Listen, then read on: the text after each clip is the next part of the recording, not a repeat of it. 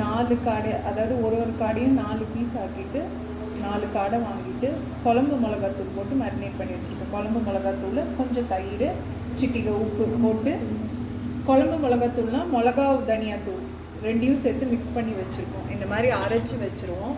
So இது வந்து நமக்கு குழம்புங்களை போடுறதுக்கு ரொம்ப ஈஸியாக இருக்கும். இந்த குழம்பு மிளகாத்தூள் பார்த்திங்கன்னா 1 கிலோ மிளகாக்கு 1 கிலோ தனியா ரெண்டையும் போட்டு மிக்ஸ் பண்ணி மில்லில் கொடுத்து அரைச்சி எடுத்துகிட்டு வந்தது. இது வந்து ரொம்ப ஈஸியாக இருக்குது இந்த மாதிரி அரைச்சி வச்சுக்கிட்டோம்னா.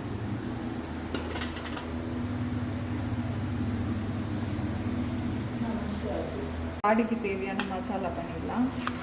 ஒரு ஆனியன் வந்து ஸ்லைஸாக டைஸ் பண்ணி வச்சுக்கலாம். இது வந்து வதக்கிறதுக்கு.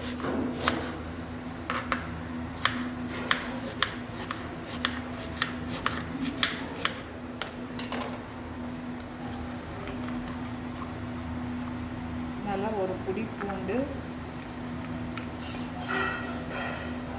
ஒரு 1/2 இன்ச்சு சைஸு இஞ்சி, இதெல்லாம் வந்து வதக்கிற போது.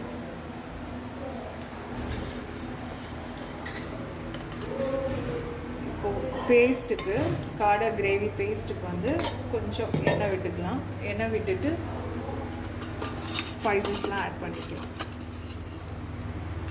கொஞ்சம் பெப்பரு, ஒரு 4 சீரகம், அப்புறம் ஹோல் ஸ்பைசஸ், சோம்பு ஒரு 2. ஏன்னா இதில் நான் கரம் மசாலா போட போகிறேன், அதனால ஹோல் ஸ்பைசஸ் கம்மியாக தான் போடுறேன் நான்.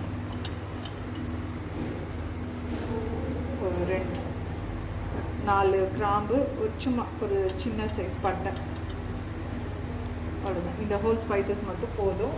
இதிலே வேணும்னா வந்து இது போட்டுக்கலாம், கசகசா போட்டுக்கலாம். இது வந்து திக்னஸ் கொடுக்கும் கிரேவிக்கு.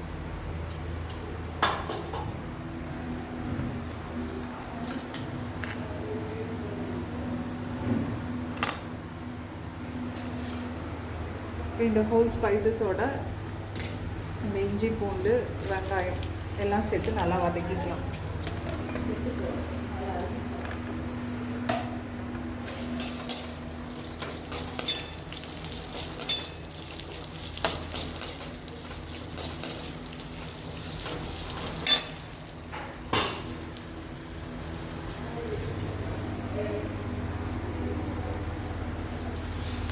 இது கூடவே 2 பச்சை மிளகா,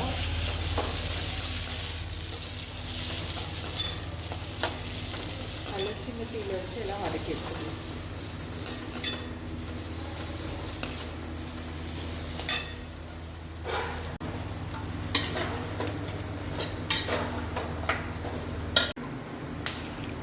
இந்த மசாலா பொருள்லேயே கொஞ்சம் கல் உப்பு போட்டுடுறேன்.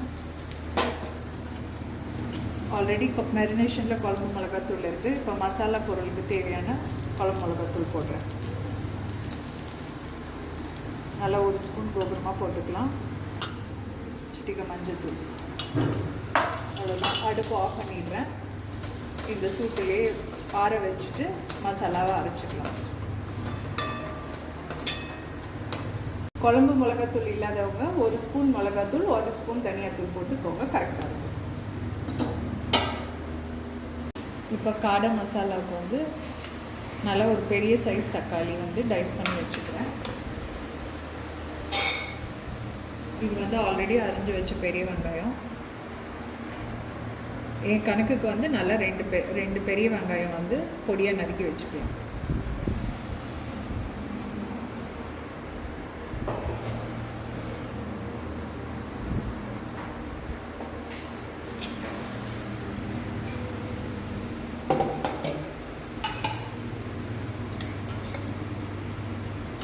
நல்லா 3 குழிக்கரண்டிக்கு எண்ணெய் விட்டுக்கிறேன்.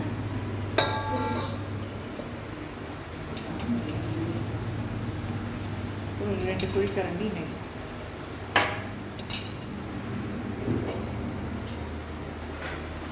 இப்போ எல்லாத்துக்கும் தேவையான ஹோல் ஸ்பைசஸ் போட்டுக்கலாம். பட்டை, கிராம்பு, அன்னாசி மொக்கு, 2 ஏலக்காய்,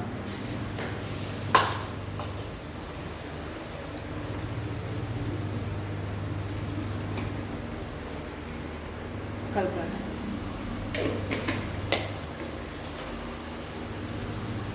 இதெல்லாம் வதங்கி வருது. இப்போ இதோட வந்து வெங்காயம் போட்டுக்கிறேன்.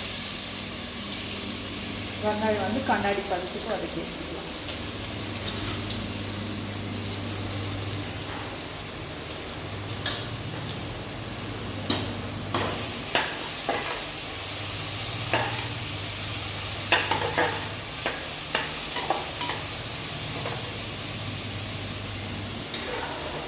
இந்த வெங்காயம் வதங்கிறதுக்குள்ள மசாலா பொருளெல்லாம் அரைச்சி வச்சுக்கலாம்.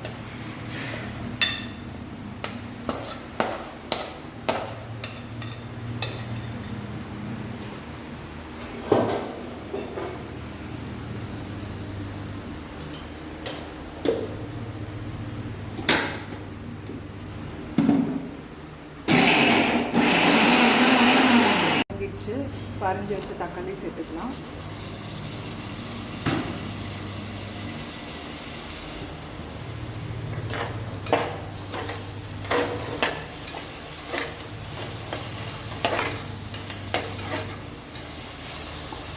தக்காளி சாஃப்ட் ஆனோன்னா நம்ம அரைச்சி வச்ச மசாலா பேஸ்ட்டு ஊற்றிக்கலாம்.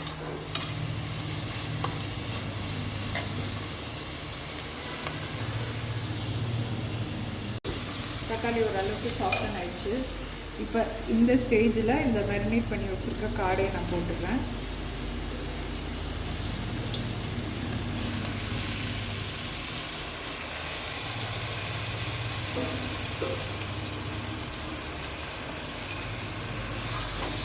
காடை வந்து சட்டுன்னு வெந்து போயிடும். அதனால் வந்து பக்குவமாக வதக்கி வச்சுக்கலாம். ஒரு 2 நிமிஷம் வதங்கிட்டோம்.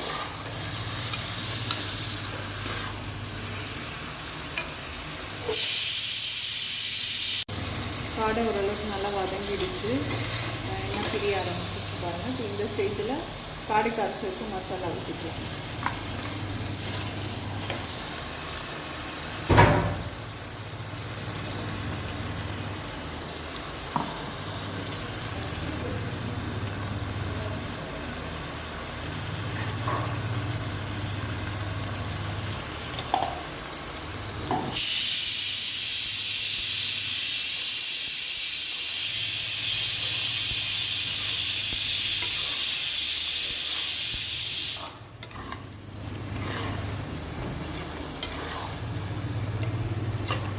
ஒரு 5 நிமிஷம் வதங்கிட்டோம்.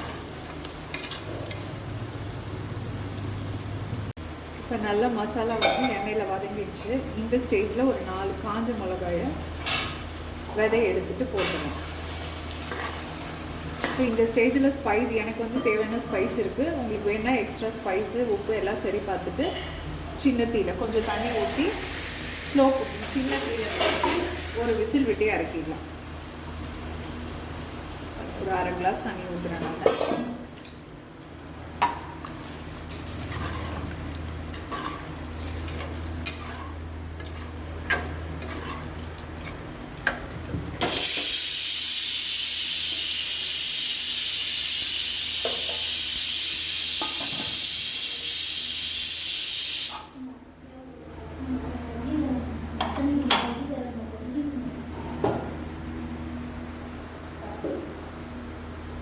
முக்கால் தீயில வச்சுருக்கேன். இதில் வந்து விசில் போட்டு வச்சிடலாம். ஒரு விசில் வந்தாலே போதும், காடை வந்துடும். இப்போது ஒரு விசில் வந்துடுச்சு நல்லா ஃபுல் ப்ளோவில். சின்ன தீயில வச்சு ஒரு 5 மினிட்ஸ் ஆகிடுச்சு. இப்போ ஆஃப் பண்ணிடுறேன். ஓப்பன் பண்ணி பார்த்துக்கலாம். வேகலைன்னா திரும்ப லிட் க்ளோஸ் பண்ணி வேக வைக்கலாம்.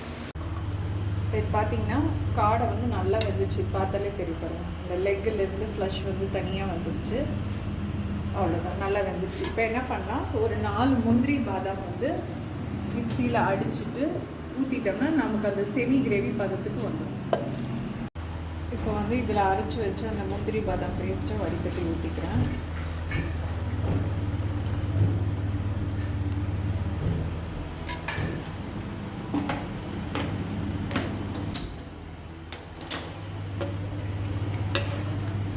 நல்லா கலந்து விட்டு கொதிக்க வச்சுக்கலாம்.